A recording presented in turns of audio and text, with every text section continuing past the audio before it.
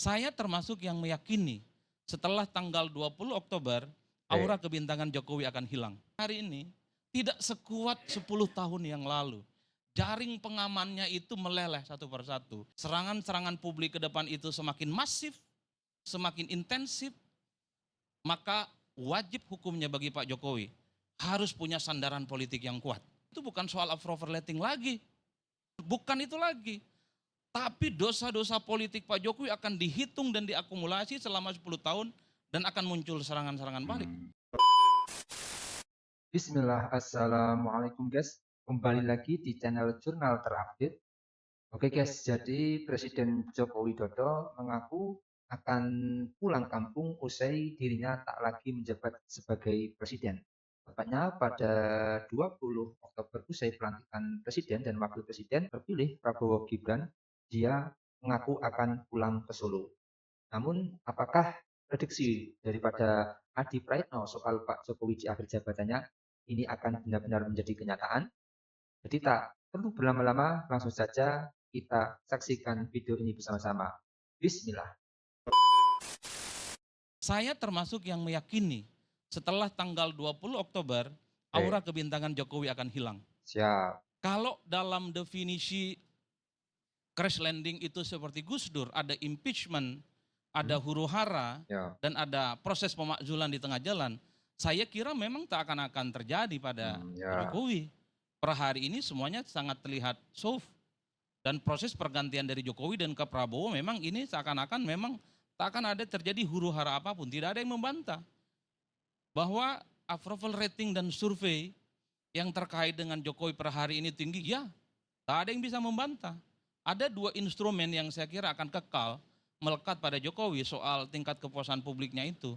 Pertama wajah infrastruktur, yang kedua dengan bansos.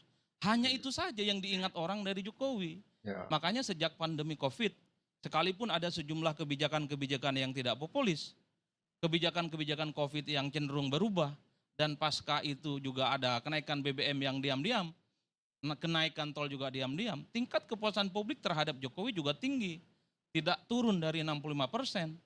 Tapi ingat, di luar itu orang kan bicara secara kualitatif, Hmm, bahwa banyak hal-hal yang kemudian dilihat secara miring, dilihat secara kritis, termasuk oleh kalangan mahasiswa, pegiat demokrasi, dan civil society. Jadi kalau perdebatannya akan crash landing atau tidak, saya kira sudah selesai. Tapi ingat, dalam definisi yang lain, bahwa orang bicara tentang crash landing itu terkait dengan bagaimana apa yang sudah dilakukan oleh Jokowi selama 10 tahun. Saya justru menduga Jokowi di tanggal 20 Oktober ini juga crash landing. hmm. Dan pasca tanggal 20 juga crash landing. Tanda-tandanya per hari ini sudah mulai nyata. Ini kalau ada jaring pengaman politik yang kuat, indikasi pertama ini, putusan Mahkamah Konstitusi nomor 60, nomor 70, nggak mungkin terjadi ini barang. Ini secara politik merugikan kekuasaan kok. Putusan MK 60 itu kan terkait dengan ambang batas atau threshold Ya. syarat pencalonan gubernur, bupati, dan wali kota di tengah kekuasaan yang ingin mengakuisisi semua kekuatan politik partai, Kimplas, saat itu memang ada kesan pengecualian dan ingin mengerdilkan PDIP sebagai satu-satunya partai Ini politik guys. yang tidak diajak dalam koalisi di Terlihat gitu ini pilkada. guys. Dan sudah ada kalkulasinya, ratusan pilkada di negara ini itu akan potensial melawan kotak kosong Hmm. dan membiarkan PDIP sendirian, tidak punya sikap politik, tak punya kawan politik, dan layamutu wilayahnya, tak hidup dan tak mati. Tapi putusan Mahkamah Konstitusi 60 itu kan membangkitkan harapan apa yang disampaikan oleh Bang Boni, Bang Haris, Bang Faisal. Di Berubah berbagai tempat semua. Ya. memang banyak partai Hmm. yang berkoalisi itu berkumpul pada satu kekuatan politik terkait dengan kekuasaan hari ini. Tapi ya itu, ada PDIP yang tiba-tiba muncul, Bang.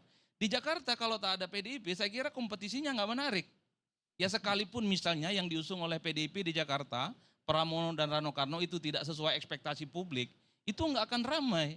Kalau RK Suswono versus Dharma Pangrekun, saya kira memang perdebatannya sudah selesai.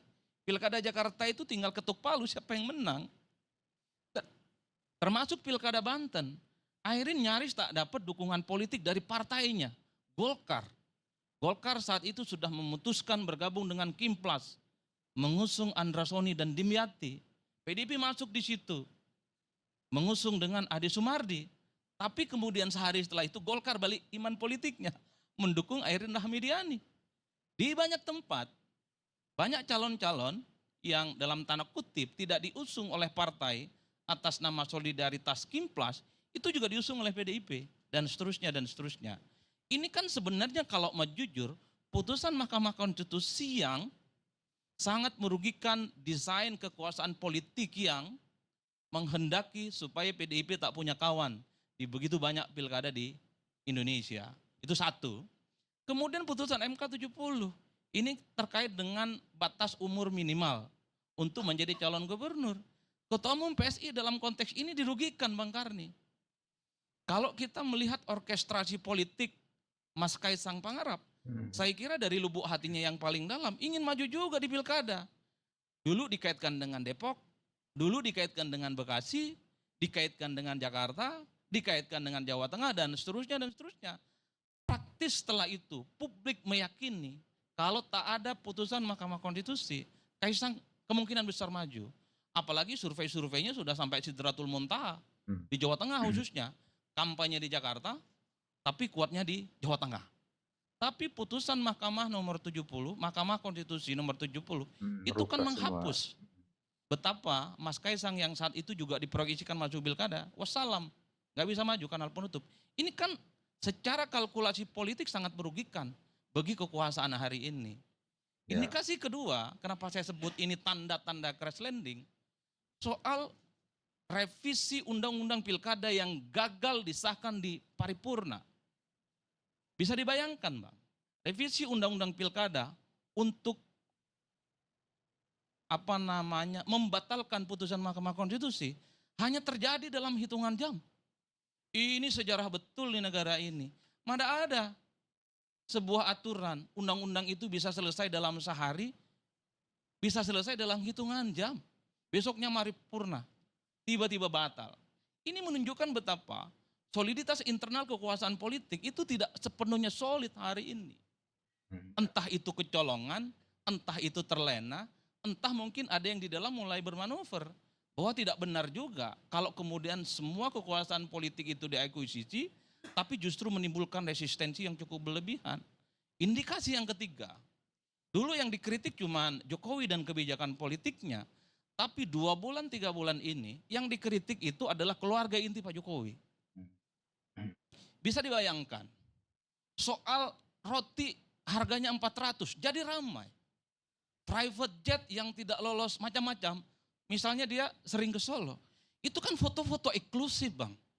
Rakyat biasa seperti saya, cuman dosen dan petani, nggak mungkin mendapatkan akses foto-foto yang sifatnya eksklusif.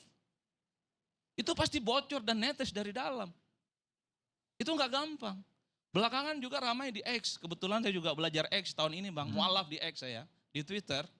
Orang ramai bicara tentang akun Fufu Fafa. Itu ramai betul itu. Bisa dicek akun Fufu Fafa itu tuduhannya ke siapa. Dikaitkan dengan salah satu wakil presiden terpilih di negara ini. Sekalipun sudah dibantah. Tapi para pegiat netizen itu mengasosiasi ke salah satu nama. Dan isinya, Masya Allah itu. Kritik. Wakil presiden kan cuma satu, bukan salah satu. Abanglah tafsirkan itu. Dan akun Fufu Fafa itu screenshotnya luar biasa betul. Prabowo dihabisin, dikritik. Para artis, PKS, semua kelompok-kelompok kritis saat itu dihabisin, Bang. Dan itu ramai. Ini menunjukkan betapa konsolidasi kekuatan hari ini tidak sekuat 10 tahun yang lalu. Jaring pengamannya itu meleleh satu persatu. Ini menunjukkan satu hipotesa bahwa ketika seseorang tak lagi menjadi pejabat publik, dia hanya tinggal nunggu waktu bahwa di akhir masa jabatan kekuatan politiknya, secara perlahan dia itu akan tak lagi dikenang oleh publik secara umum. Itu pertama ya. Nah, yang kedua, yang ketiga, lalu apa what's next lah bagi Pak Jokowi setelah tak jadi presiden? Pilihannya bagi saya, kalau Pak Jokowi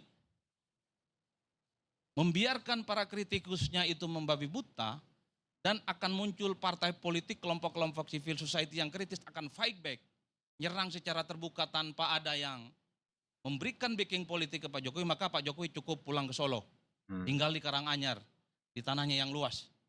Tapi kalau ada harapan, serangan-serangan publik ke depan itu semakin masif, semakin intensif, maka wajib hukumnya bagi Pak Jokowi harus punya sandaran politik yang kuat. Karena ke depan yang dibicarakan orang itu bukan soal approval rating lagi. Bukan soal ada anaknya jadi wapres. Bukan soal menantunya jadi gubernur. Bukan itu lagi. Tapi dosa-dosa politik Pak Jokowi akan dihitung dan diakumulasi selama 10 tahun dan akan muncul serangan-serangan balik. Di situ yang paling nyata pasti PDIP. Di situ juga ada kalangan mahasiswa. Di situ ada kalangan kelompok-kelompok civil society. Di situ adalah kelompok-kelompok para pendukung Jokowi yang kecewa hari ini, Pak. Itu saya kira akan fight back, akan menguliti satu persatu persoalan-persoalan manuver politik ekstrim yang dilakukan oleh Pak Jokowi. Kalau Pak Jokowi merasa happy dengan kritikan itu, serangan balik itu, enggak ada soal. Cuman kalau serangan politik yang kemudian muncul itu sangat ekstrim, dia itu mengakar kemana-mana serangan politiknya sampai keluarga besarnya, tentu Pak Jokowi itu butuh sandaran politik yang kuat. Bagi saya, Dewan Pertimbangan Agung itu tidak punya backup politik yang solid. Satu-satunya backup yang solid adalah bagaimana Pak Jokowi menjadi bagian dari partai yang kuat. Kalau tidak di Golkar, ya Gerindra. Karena kalau hanya mengandalkan Projo, kalau hanya mengandalkan PSI, saya kira akan babak belur, Bang. Per hari ini sekalipun perang narasi terkait dengan serangan-serangan ke Jokowi dan keluarga besarnya, keok mereka di medsos. Gak ada yang pasang badan. Projo tak ada pasang badan, PSI tak ada pasang badan. Dan per hari ini juga partai yang sejak lama menyatakan tegak lurus dengan Pak Jokowi, satu persatu warna pasang badannya ke Jokowi mulai hilang. Enggak ada tuh partai-partai seperti Gerindra, Golkar, Demokrat, dan PAN pasang badan dan marah-marah. Ketika akun Fufofapa, ketika Mas Kaisang dan yang lainnya dikritik, enggak ada. Yang bela itu cuma kawan-kawan Projo dan PSI. Ini kan menunjukkan bahwa pesona kebintangan Pak Presiden secara perlahan tinggal nunggu 1 bulan 8 hari. Itu judul diskusi kita. Akan sirna, ini masih jadi presiden. Apalagi tak jadi presiden. Oleh karena itu bagi saya, ini sebagai support kepada Pak Presiden Jokowi. Tak ada cara lain untuk mengantisipasi serangan-serangan balik yang saya kira cukup menukik. Satu-satunya cara adalah harus menjadi bagian dari partai politik yang kuat. Entah itu Golkar ataupun Gerindra. Hanya partai ini yang saya kira punya instrumen, punya aktivis, punya jejaring politik yang saya kira akan mampu menghadapi serangan-serangan secara masif dan agresif selama Pak Jokowi setelah tak lagi jadi presiden. Oleh karena itu semua sangat tergantung Pak Jokowi. Pada akhirnya Pak Jokowi itu akan dipertaruhkan dengan satu istilah yang saya kira disebut dengan notorius ataupun populer setelah tak lagi presiden. Ini sangat tergantung bagaimana para pendukung dan diskursus publik yang muncul. Kalau Pak Jokowi punya backup politik yang solid, entah itu dari partai, dari instrumen-instrumen yang lain, bahwa semua legasi Pak Jokowi ini akan harum, maka Pak Jokowi akan dikenal sebagai orang yang sangat populer. Infrastruktur oke, bansos oke, manuver politiknya mantap. Tentu harus dibangun diskursusnya dengan para supporter-supporter politik yang kuat. Tapi sebaliknya, kalau supporter politiknya tidak kuat, maka yang akan terjadi adalah notorius. Pak Jokowi memang terkenal, tapi terkenal keburukannya. Yang dicicil itu adalah soal politik dinasti, keluarga besarnya yang tidak sederhana, hidupnya sangat elitis, dan seterusnya, dan seterusnya.